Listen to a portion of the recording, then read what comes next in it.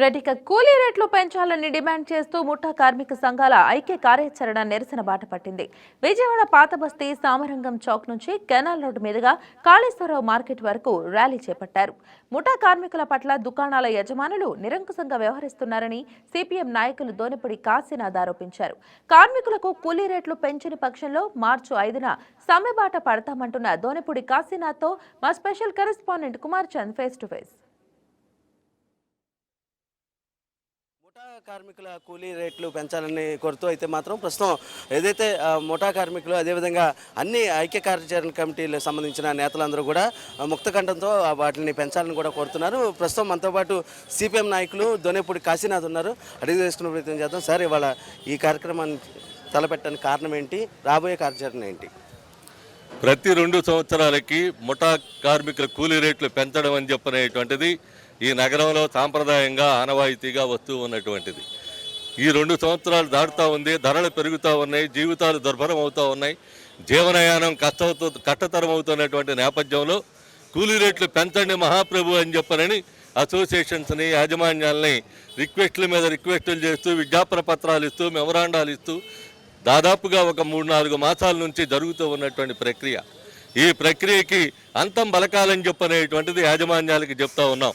కానీ తాత్సారం చేస్తూ ఇదిగో అదిగో అంటూ కాలయాపన చేసేటువంటి పరిస్థితి ఎప్పుడైతే జరుగుతూ ఉందో అనివార్యంగా ముఠా కార్మిక సంఘాలు కూర్చున్నాయి, చర్చలు జరిపినాయి. మార్చి 5వ తేదీ నుండి ఈ సమస్యకి సానుకూలమైనటువంటి పరిష్కారం కనుక లభించకపోతే మార్చి 5వ తేదీ నుండి సమ్మెకి వెళ్తాం అని చెప్పనేటువంటిది ఈ సందర్భంగా తెలియజేస్తూ ఉన్నారు. దానికి ప్రారంభంగా ఈరోజు వంటంలో జరుగుతూ ఉన్నటువంటి ప్రదర్శన ఈ కూలీ రేట్లకు సంబంధించినటువంటి ప్రదర్శనే కాదు, కూలీ రేట్లే కాదు, ఇతర సమస్యలు కూడా ఉన్నాయి. సాంప్రదాయాలు కొన్ని మంట గెలిపేటువంటి దానికి కొన్ని అసోసియేషన్లో ఉన్న కొద్దిమంది భాగస్వాములు ప్రయత్నం చేస్తూ ఉన్నటువంటి పరిస్థితి వస్తూ ఉంది. దాన్ని కొనసాగించడమో అని చెప్పనేటువంటిది కూడా ముఠా కార్మికులు చెప్తా ఉన్నారు. అందుకని గత సాంప్రదాయాలు ఏవైతే ఉన్నాయో ఆ సాంప్రదాయాన్ని కొనసాగించాలి తప్ప కొట్టు వేరేది పెట్టుకుంటే నేను అక్కడ నా ఇష్టం వచ్చినటువంటి వాడిని పెట్టుకుంటానని చెప్పనేటువంటి ఈ రకమైనటువంటి వరవడి కూడా ఈ మధ్యకాలంలో విజయవాడ నగరంలో ప్రతిధ్వనిస్తూ ఉంది. అలా ప్రతిధ్వనించేటువంటి పరిస్థితే కనుక ఏర్పడితే ఆ కొట్టు ఇక్కడ కాదు, నువ్వు వెళ్ళి అవుట్కట్స్లో పెట్టుకోవాలి తప్ప దీని పరిసరాల్లో కనుక ఎక్కడ పెట్టుకున్నా ఖచ్చితంగా నగర బోర్డర్లో, నగర సరిహద్దుల్లో, అర్బన్ ప్రాంతంలో ఎక్కడ పెట్టుకున్నా మా ముఠాకి ఇవ్వాలి అని చెప్పినటువంటి డిమాండ్ ఏదైతే ఉందో అది న్యాయసమ్మతమైనటువంటి డిమాండ్. అది ఆ డిమాండు కూలీ రేట్లతో పాటు ఇప్పుడు ముందుకు వస్తూ ఉంది. అందుకని ఐరన్ యార్డ్లో 25 సమస్యలు ఇచ్చారు. ఒక కార్మికుడు చనిపోతే ఇతర కార్మికులు ముయ్యకూడదట. యజమాని చచ్చిపోతే మొత్తం షాపులు మూసేయచ్చు.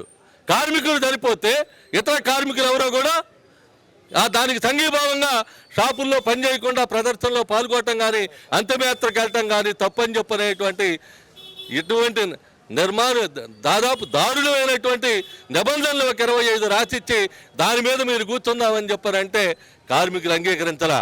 అందుకని ఈ రకమైనటువంటి పద్ధతుల్లో కాకుండా సానుకూలంగా పరిష్కారం చేసుకుందాం, సామరస్యంగా పరిష్కారం చేసుకుందాం. రండి, అసోసియేషన్లుగా కూర్చోండి, ముఠా సంఘాలతో మాట్లాడండి. ముఠా కార్మిక సంఘాలతో మాట్లాడినా అవ్వకపోతే ఏం చేయాలని చెప్పనేటువంటిది ఆలోచించాలి తప్ప తాత్సారం చేస్తూ సమ్మెకి వెళ్ళేటువంటి పరిస్థితి కల్పించొద్దు. దయచేసి నేను అసోసియేషన్లకు విజ్ఞప్తి చేస్తా ఉన్నా, సామరస్యపూర్వకంగా పరిష్కారం చూపండి, సామరస్యపూర్వకంగా పరిష్కారం చేసుకోండి. అంతే తప్ప సమ్మెకి వెళ్ళడం అంటూ జరిగితే ఇక దిగడం అనేది మీ చేతుల్లో ఉండదు, అది కార్మికుల చేతుల్లోనే ఉంటుంది. సమస్య పరిష్కారం అయ్యేదాకా కార్మికులు నిలబడతారు, దిగరు అని చెప్పనేటువంటిది కూడా ఈ సందర్భంగా తెలియజేస్తా ఉన్నాం.